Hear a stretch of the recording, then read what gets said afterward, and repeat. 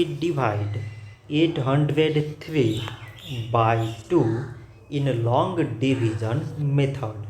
So 2 times 40 is 80. On subtracting we get 0. So now we put down these 3 and 2 times 1 is 2. On subtracting we get 1.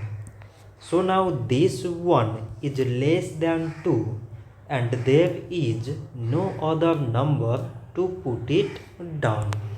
So we take here decimal so that we put 0. So now it is 10 and 2 times 5 is 10.